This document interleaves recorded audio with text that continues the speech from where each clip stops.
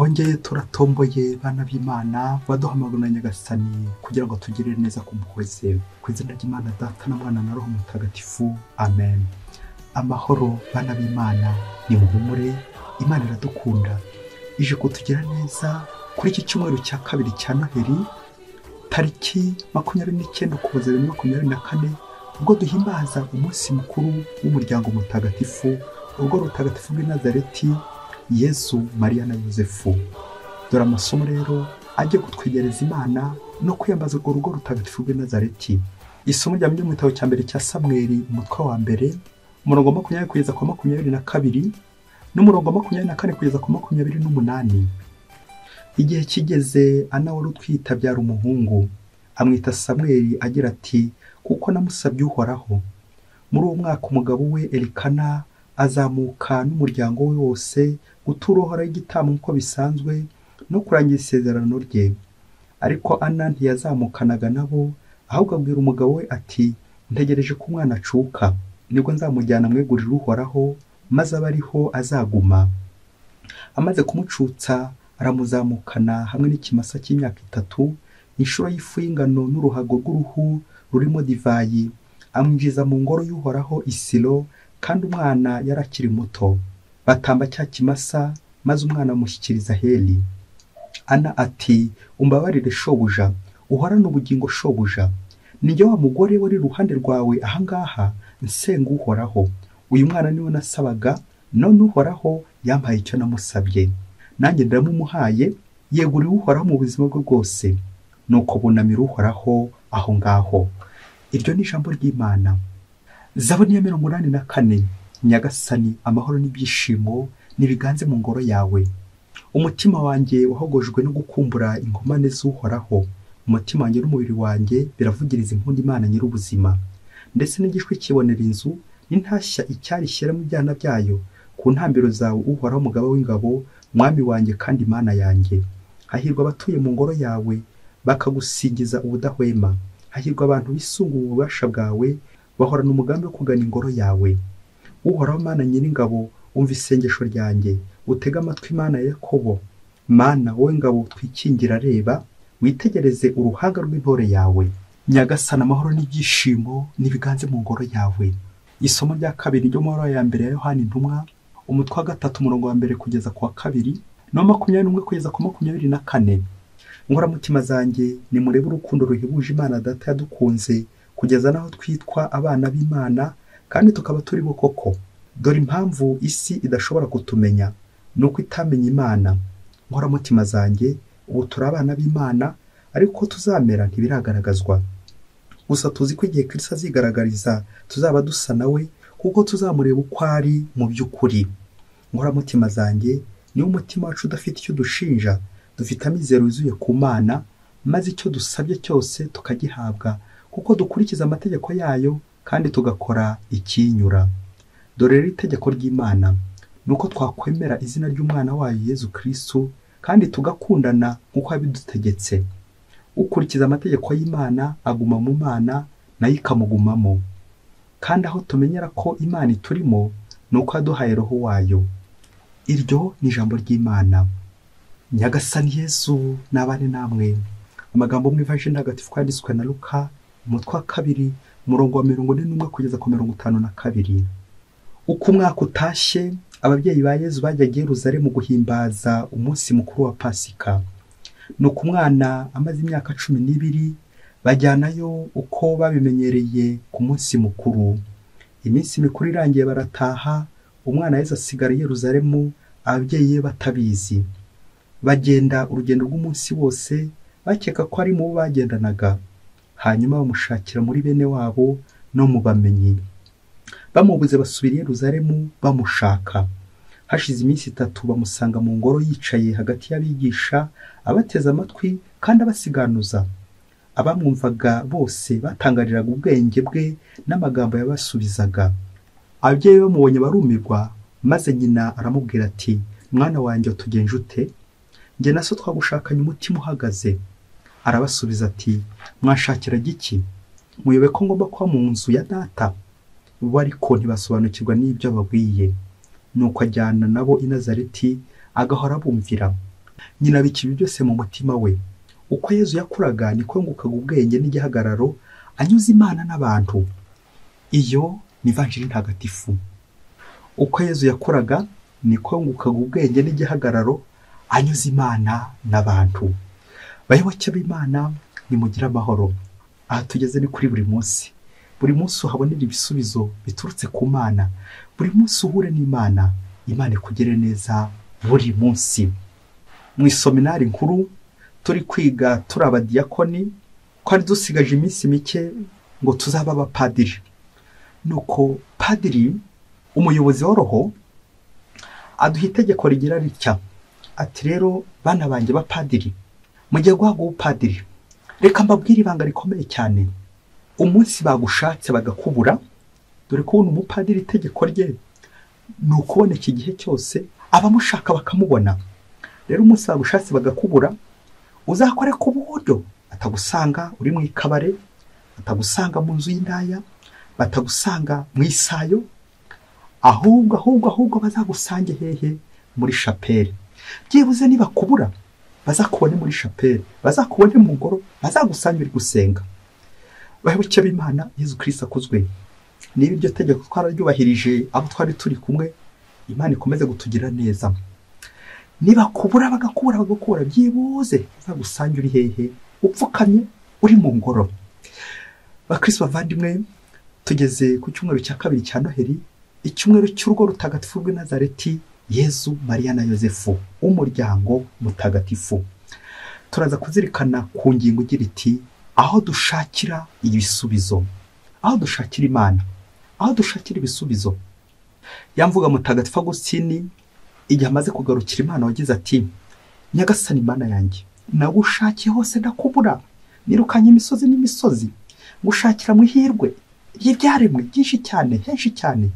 Yongeza kumenya kare kose ko nagiye kugushaka gusizi wanjye. Yongeza kumenya kare kose ko nirutse hirya hose ariko uri wanjye, wari mu mutima wanjye, wari kumwe nanjye ntabizi, wari kumwe nanjye nge ntari kumwe nawe. Amen. Bayoboke b'Imana, twongere dutekereza dushakira Imana, dushakiraho ibisubizo. Amasomo y'uno munsi arakomeye cyane, arahimbaje. Ubwo tuza kuzirikana higanjemo abaje gushimira Imana. Abagore babiri twumvise cyane cyane mu isomo rya mbere baje gushimira Imana, baje kubona ibisubizo, bamenye aho Imana yabakuye, baboneye mu ngoro, na niyo mpamvu bayihoramo bagaruka kuza gushima. Kagaruka ushime. Ese wowe niho ujya ukura ibisubizo byawe?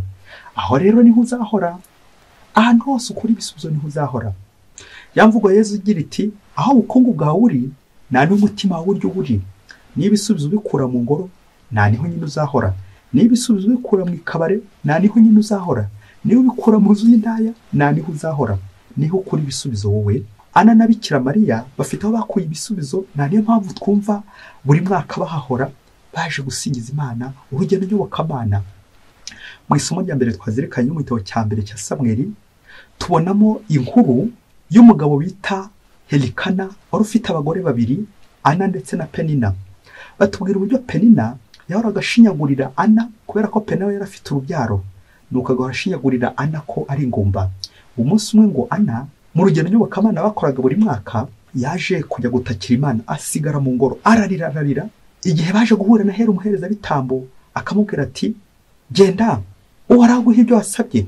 Byaje kugera igihe byaje mu buryo umuherezabitambo aramukurikirana, biza kurangira asamye, asama Samweli. Ana we twumvise uyu munsi none haragaruka rwa rugendo nyobokamana n'ubundi bakora buri mwaka, agarutse aje gushimira Imana muri ya ngoro. Yongeye kuza kwereka Heri ati, ninjye wa mugore wahoraga ahangaha arira, none dore Samweli bivuga ngo uwo nasabye Imana nguyu ndamuzanye, azegurirwa Uhoraho kuko ariyo nasabye Imana. Amen, amen, amen. Umwana akegurirwa Uhoraho. Naho nyine wamukuye mu ngoro, n'ubundi niho uzamusubiza. Burya ikintu cyose aho wagikuye ujyana ko wagisubiza aho wagikuye, nta n'ibyo tegeko dukunze kugenderaho. Intero ya Zaburi y'uno munsi iraturarikira kuva mu byishimo mu ngoro y'Imana. Nyagasani, amahoro n'ibyishimo nibiganze mu ngoro yawe. Amen. Ese wiyitora utorera hehe? Utorera mu ngoro cyangwa utorera mu ikabare, mu nzira, mu bigunda, mu mikokwe? utorera hehe? Yohani ntumwe mu isomo rya kabiri ry'uno munsi aratwerekeza ku ngoro, aba bicaye mu ngoro, bari mu ngoro ko ari abana b'Imana. Guhora turi abana b'Imana ni ugukora icyo Imana ishaka, ni ugusa na Kristo, tugakurikiza itegeko ry'Imana ryo kwemera Imana no kwemera umwana wa Yezu Kristo yatumye hano munsi. Jambo w'Imana wigize umuntu. Uwo jambo w'Imana yo twumvise mu ivanjiri ari kumwe n'ababyeyi be Yosefu na Mariya, bagakora n'urugendo ngo buri mwaka bakana umubyeyi. Bishatse kuvuga ko bahoraga mu ngoro baje gushimira Imana. Ese mubyeyi, ahantu wakuye ibisubizo ujya wakora urugendo nyobokamana? Utuye mu Rwanda, wigeze ujya i Kibeho? Nta bisubizo Bikira Mariya yaguhaye wongeye kugaruka kumushimira? Nihe wakoreye urugendo nyobokamana? I Lourdes, i Fatima n'ahandi henshi cyane. Aho ngaho wongeye guhagaruka uje gushimira Imana? Hari igisubizo hakuye? Aho wakuye ibisubizo n'ubundi niho uzahora. Twumvise muri ino vanjiri uburyo Yezu ari mu ngoro, ndetse tukaza kumva rya tegeko ryo gushaka umuntu w'Imana. Bikira Mariya na Yosefu bashakiye Yezu ahantu hose mu baturanyi, mu bantu hirya no hino, ariko baza kwibuka kugaruka i Yerusalemu, kugaruka ku isoko, kugaruka mu ngoro. Akaba ariho dushakira nde? Dushakira Imana, dushakira Yezu. Ngibyo ibisubizo byacu, ngiri ipfundo ry'umuryango aho tugomba gushakira Imana. Urugo rwacu dushakira he ibisubizo? Dushakira Yezu hehe? Igihe turi mu bukene, mu bibazo n'andi magorwa menshi, aho twibuka gusubira i Yerusalemu, gusubira ku isoko, gusubira ku kwemera, kuko Yerusalemu hari ukwemera. Iyi ngoro i Yerusalemu Bikira Mariya na Yosefu basubiramo bagiye gushakira Yezu, iratwerekeza kiliziya yacu natwe, iratwerekeza ku isengesho, kutaramba igisengesho, kutegera twihunza ingoro y'Imana. Uherutse mu ngoro y'Imana ryari? Harimo bajya mu ngoro y'Imana uko umwaka utashye, abandi bakajya mu ngoro y'Imana baje guhesha amasakaramentu, abandi bakajya mu ngoro y'Imana mu minsi mikuru gusa. Akaza kwibagirwa ko buri munsi ari ugutaha ingoro y'Imana. Ariho tugomba kubonera ibisubizo. Uko buri munsi duhura n'ibibazo, niko twakagombye kujya gushakira ibisubizo hehe? Mu ngoro y'Imana. Usenga ryari? Usenga kangahe? Ku munsi utambuka mu ngoro y'Imana kangahe? Yezu ati, mwewe ko ngomba kuba mu nzu ya Data? Amen, amen. Aho ngomba kubarizwa. Inzu ya Data ni umutima wawe. Kudahunga imitima yacu. Nka Mutagatifu Agusitini natwe twongere turebe igihe tumara turi gushaka iby'isi, ariko Imana tukayisiga. Igihe tumara turi kujya gushakisha Imana, ariko Imana tukaza kuyisiga, kubera ko imitima yacu twagiye tuyikoreramo ingeso mbi, twagiye duhabika ibintu bidakwiye. None Imana twarayibuze, Imana twarayitwikiriye. Gushakira Yezu mu mutima wacu. Ana na Bikira Mariya nk'abashakiye mu ngoro bagahabonera Imana, bagarutse gushima. Nawe wongere ugaruke ushimira Imana aho Nyagasani yagukuye, biza Nyagasani yagukoreye. Bya bibazo waje gutura Yezu cyagihe mu ngoro ukamupfukamira ugashengerera, aho hari byakemutse. Shimira Imana. Hari bitarakemuka, komeza, witinya kujya mu ngoro, komeza wirekura, maze ugumane n'Imana, kuko hano hari igisubizo gikwiye ku Mana. Ngo hari amabanga abiri ngo inshuti zitajya zisangira, ngo zisangira inzoga, zigasangira ibiryo, zigasangira ibintu byose n'amagambo. Ngo ariko ngo hari ibintu bibiri ngo inshuti zijya zihishanya. Ngo cyambere ngo ntizijya zibwizanya ukuri, aho umwe akura amafaranga naho undi, aho umwe akura amafaranga source, amafaranga hava. Icya kabiri ngo batajya basangira uko umwe abanye n'ubuzima bwe bw'imbere n'ubuzima bw'umubiri, la sexualité, isoko y'amafaranga, ndetse no kubanye n'umubiri wawe, uko ujya ukoresha umubiri wawe kuberekeye no kurangiza irari ry'umubiri. Ngo inshuti zijya zibisangira. Nabyo bibazo bikomeye cyane imiryango yacu ifite muri ibi bihe. Umwe agacisha hirya undi agacisha hino, guca inyuma, ndumenya aho imitungo yarangiriye, buri wese agakoresha umutungo uko abyumva.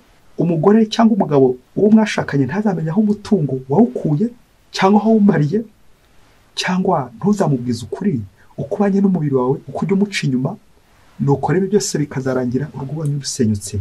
Ngibyo ibibazo bibiri bikubiye mu mihamagaro yacu, mu miryango yacu, kutabwizanya ukuri ku byerekeye n'amafaranga, ku byerekeye n'imikoreshereze y'imibiri yacu. Nibwo uzasanga ko ku mitima yacu iri kure y'Imana, itakirangwamo n'Imana. Mubyeyi, wasanga nawe mu rugo rwawe harimo ibibazo, urugo rwawe ibibazo birimo biri guturuka hehe? Ni ku mugabo Yosefu we, ni ku mugore Bikira Mariya we, ni ku mwana Yezu we? Ibyo bibazo murabikemura mute? Nta kindi no kwisunga urugo rutagatifu rw'i Nazareti. Rwongere dushyiremo kuvugisha ukuri, kubaho mu kuri, umubiri wacu ukabaho mu kuri, roho zacu zikabaho mu kuri, ubuzima bwacu n'abandi bukabaho mu kuri. Ukuri guca mu ziko ntigushye. Mubyeyi, fata agatambaro kawe, hari igihe cyaza kugera ukimara kumva ino nkuru, hari igihe waza kurira. Fata agatambaro kugira ngo uze gushobora kwihanagura. Umunsi umwe hirya kure cyane muri Afurika, ngo hari itsinda ry'abagore bakunda Imana, bakunda gusenga, bakunda gushengerera. Ngo igihe kiza kugera abo bagore ngo bari bane baza kwitangira ingoro y'Imana. Ngo umugore wa mbere yakoraga isuku mu ngoro y'Imana ndetse no hanze yayo. Umugore wa kabiri ngo yakoraga muri liturujia ku byerekeye no guhimbaza indirimbo. Umugore wa gatatu nawe ngo yakoraga muri liturujia ku byerekeye no gutegura abasoma ijambo ry'Imana, abahereza mu kiliziya. Noneho umugore wa kane ngo yarashinzwe sakristiya, yari umusakristine. Abagore bombi bafitiye runini paruwasi yabo, bameze neza ari abakristo b'indani kandi bakundana. Ngo ariko abagore ukaba bafite ikibazo kibaremereye bari bahuriyeho. Ngo nta n'umwe wari ufite umwana, bari barabuze urubyaro. Uko bakoraga mu ngoro y'Imana bahora bitakambira ati Nyagasani uzadufashe tubone urubyaro. Nuko igihe kimwe kiragera bakomeza batakambira Nyagasani, batakambira Nyagasani. Uzi ko ngo nyuma y'imyaka 2 wa mugore wakoraga isuku mu kiliziya ndetse no hanze yayo, gihe kiza kugera bagiye kumva bumva ko yabonye urubyaro. Ngaho foro uzakurikiraho. Nuko ngo nyuma y'imyaka 2 wa wundi wateguraga abaririmbyi nawe agira atya ababonye urubyaro, abonye umwana. Ndiyaciye imyaka 2 mu mwaka wa 6 bagiye kumva bumva wa wundi nawe wakoraga muri liturujia ategura abasomyi ndetse n'abahereza nawe abonye urubyaro. Hari hasigaye umwe. Nuko ku mwaka wa 8 ubwo niyo mukurikiye umwaka ukurikiyeho, kora ko hagendaga buri myaka 2 harasubizwaga, buri myaka 2 bagenda basubizwa. Nuko batakambiraga Imana. Bageze ku mwaka wa 8 wa wundi wakoraga mu sakrisiya nawe aritegura ati uko biri kose abacu babonye abana, ubu ninjye usigaye, reka nanjye ntegereze ni kubona formule yabaye imyaka 2 ngo ku mwaka wa 10 nanjye nzabona umwana. Nuko arategereza arabura. Agira amatsiko yo kujya kubaza bagenzi be uko babonye umwana, dore ko kuva babona abana batongeye kugaruka mu ngoro, ahubwo bajya bamuvunisha akaba ari we uhereza, akaba utegura abasoma ijambo ry'Imana, akaba ukoropa, usukura ingoro n'indi mirimo yose babandi bakoraga ko batongeye kugaruka. Nuko ahera ku wa mbere ajya kubaza ati byagenze bite ko utakigaruka mu ngoro y'Imana nyuma yo kubonye umwana? Nuko wa mbere amubwira ati uyu mwana nyuma yuko mbonye ko umugabo wanjye ntacyo bimubwiye, nagiye gupima amahirwe ku ruhande, niho rero nakuye uno mwana.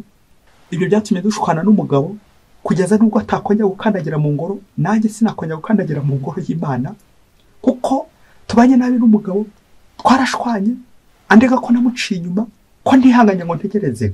Rero uyu mwana yatubeye intandaro yo gushwana mu rugo, sinakongera gutambuka no mu ngoro y'Imana, sinakongera kwinjira mu ngoro y'Imana kuko umugabo yandakariye. Nuko ajya kubaza uwa kabiri uko byagenze ko atagikandagira mu ngoro y'Imana, maze wamubyeyi aramubwira ati umva rero uyu mwana namukuye kuba kurambere, bari baratuzinze, hari umupfumu watuzinguye, none buri cyumweru ngomba kwereka umwana umupfumu, niyo mpamvu buri cyumweru aba ariho mba ntagiye kuko niho nakuye no mwana. Nuko wa mugore ngo ajya ku wundi mugore, wa wundi wari agategura abasomyi ndetse n'abahereza, maze nawe aramubwira ati uyu mwana namukuye kwa muganga mu byuma, ni uburyo bushya bwaje bwo gukora abana.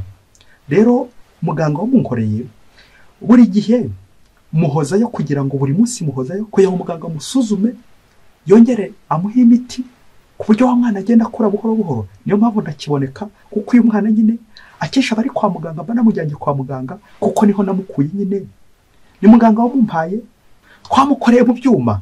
Neza wa mugore ariheba, amaze kuva impamvu zituma bagenzi batagera gukandagira mu ngoro y'Imana, aratangira ararira, hagati aho ari gusaba ati nyagasani nanjye uzantabare.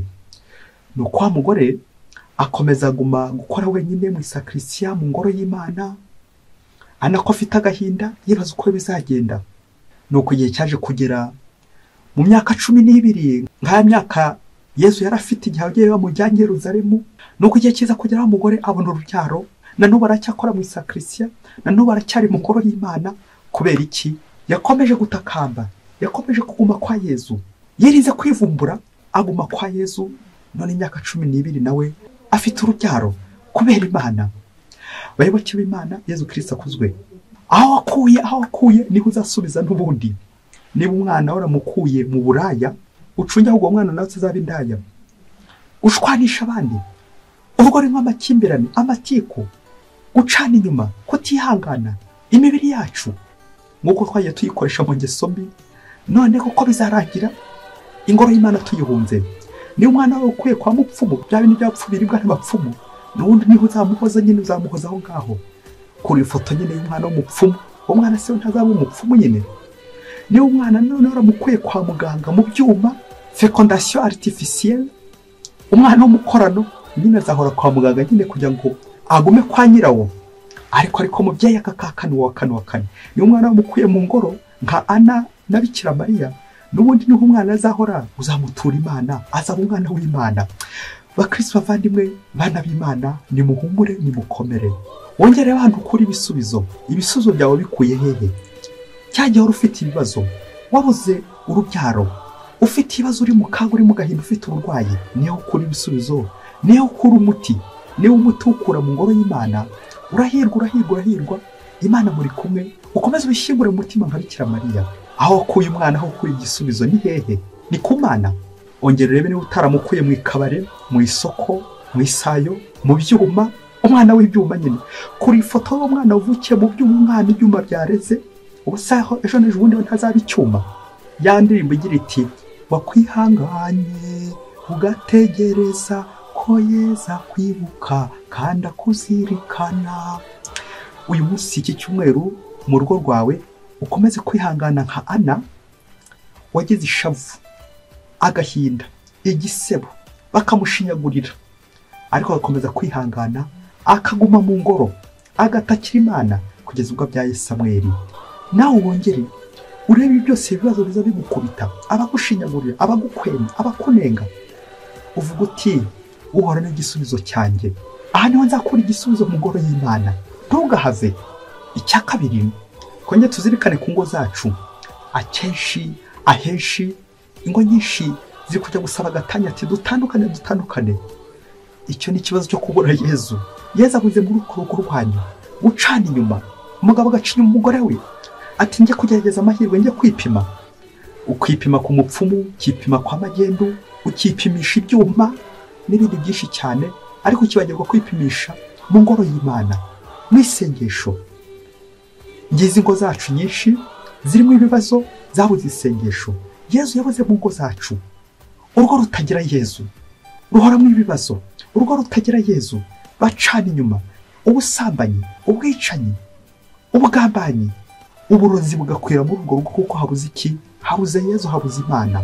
Icyanyuma twasorezaho ni ukwitoza gushakira ku Mana mu isengesho, gukora urugendo nyobokamana, ngiye gushimira Imana.